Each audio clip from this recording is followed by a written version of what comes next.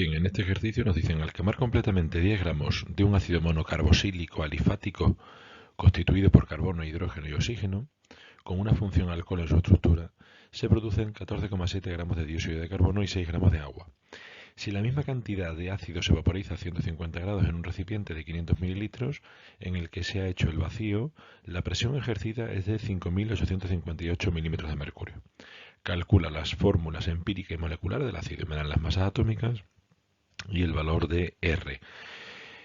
Bien, es un ejercicio en este apartado, un ejercicio típico de fórmulas empíricas en el que tenemos que tener en cuenta que nos dicen por ahí en la primera parte que es un ácido monocarboxílico alifático. ¿Qué significa un ácido monocarboxílico? Bueno, pues que solo tiene un grupo ácido en uno de sus extremos, un COOH. Por tanto, ya nos están dando una información relevante para sacar la fórmula molecular del compuesto y saber qué compuesto es. Bien, ¿qué nos dicen? Que tenemos 10 gramos.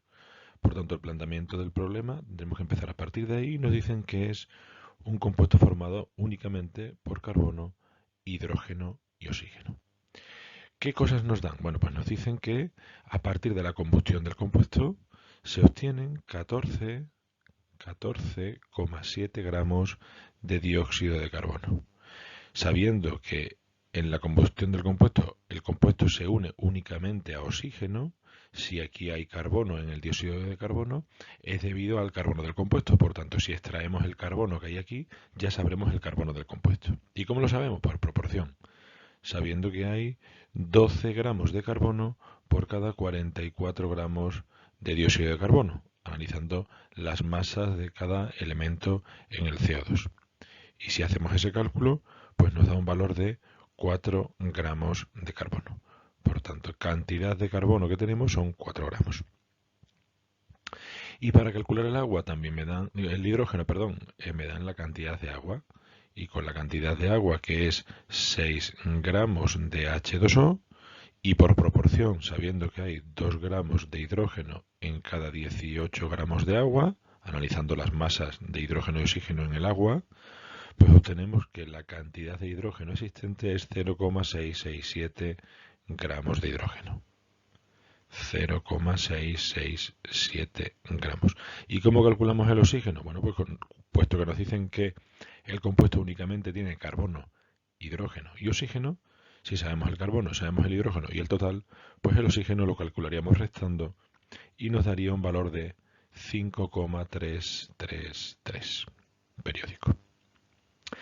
Pero claro, estos son gramos y para calcular la fórmula necesitamos moles, por tanto lo que tenemos que hacer es dividir por sus masas atómicas. La masa atómica del carbono, que es 12, la masa atómica del hidrógeno, que es 1, y la masa atómica del oxígeno, que es 16. Con eso ya obtenemos la cifra expresada en moles. 0,333, 0,667 y 0,333. Es fácil interpretar que la proporción es 1, 2, 1, pero si no somos capaces de verlo, pues para modificar estas cantidades decimales y buscar los números enteros mínimos que hacen que la proporción se mantenga, pues lo que tenemos que hacer es dividir cada una de esas cantidades, 0,333, entre la cantidad menor de las tres, que en este caso es 0,333, obteniendo valor 1. Lo mismo aquí, 0,667 entre la cantidad menor, 0,333, nos da 2. Y lo mismo aquí, 0,333 entre 0,333 y nos da 1. Por tanto, su fórmula empírica será del tipo CH2O. Esa es la fórmula empírica. Ahora bien, nos dicen que la masa del compuesto total eran 10 gramos. Y esa masa, dice, si la misma cantidad de ácido se vaporiza a una temperatura de 150 grados centígrados, que son 423 Kelvin, en un recipiente de 500 mililitros, por tanto el volumen es 0,5 litros, y a una presión de 5.858 milímetros de mercurio, que 5.858 milímetros de mercurio dividiéndolo entre 760 para pasar a atmósferas, obtendríamos una presión de 7,7 atmósferas. Sabiendo la masa, la temperatura, el volumen y la presión, pues de la ecuación de los gases podemos obtener la masa molar o peso molecular de la sustancia. Por tanto, a partir de esa ecuación obtendríamos que la masa molar sería igual a m por r y por t partido por p y por v. Si sustituimos los datos, obtendríamos una masa molar de 90. Y ahora lo que tenemos que hacer es que esta es la masa molar real. Hemos de comparar esta masa con la de la fórmula empírica. ¿Cuál es la masa de la fórmula empírica? Bueno, pues la fórmula empírica tenía una masa de 12 para el carbono, 1 por 2, 2 y 16. Si sumamos, 12 y 2, 14 y 16, 30. ¿Qué quiere decir? Que la masa real es 3 veces la fórmula empírica.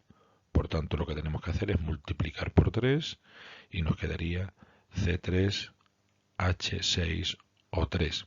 Esta sería la fórmula molecular del compuesto.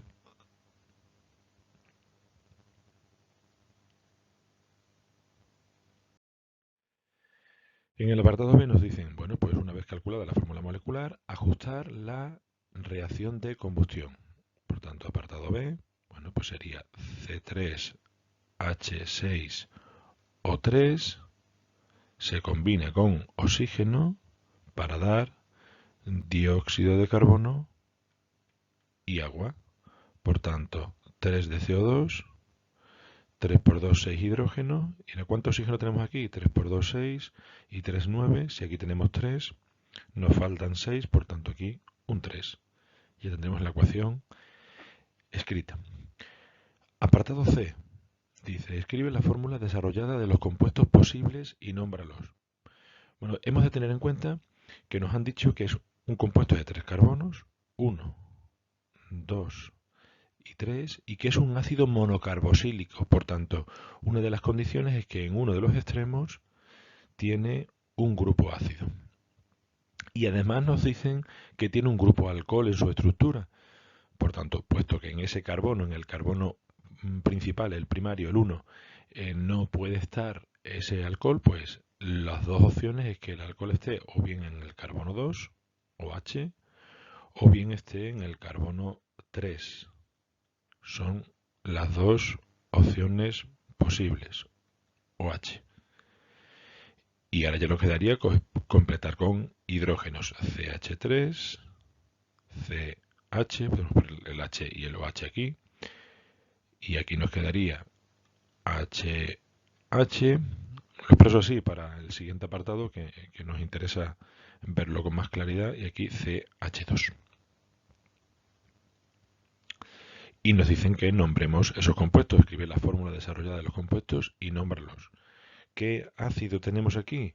Bueno, pues aquí tendríamos el ácido 2-hidroxipropanoico. Y en este segundo caso tenemos el ácido 3-hidroxipropanoico. ¿Vale? Ácido propanoico.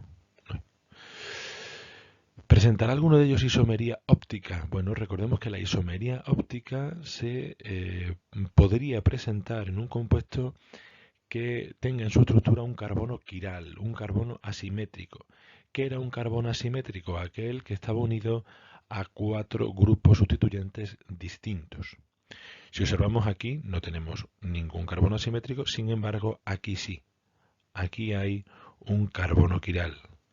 Carbono quiral o asimétrico.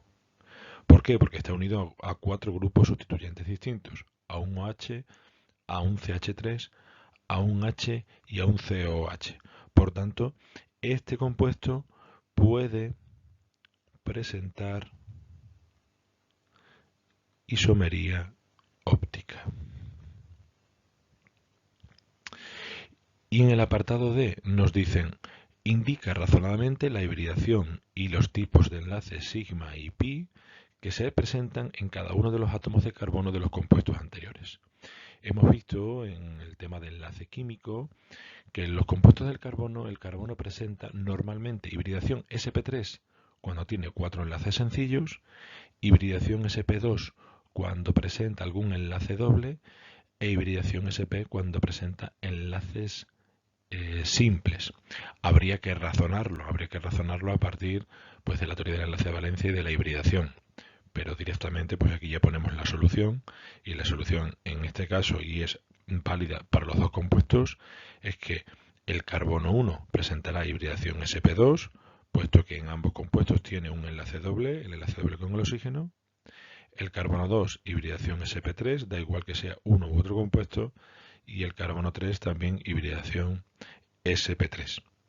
¿Y qué tipo de enlaces sigma o pi? Bueno, pues en este caso los enlaces sp3 son 4 enlaces tipo sigma, son 4 enlaces de solapamiento frontal, 4 enlaces tipo sigma, y el sp2 son 3 enlaces tipo sigma y el enlace múltiple, que es un enlace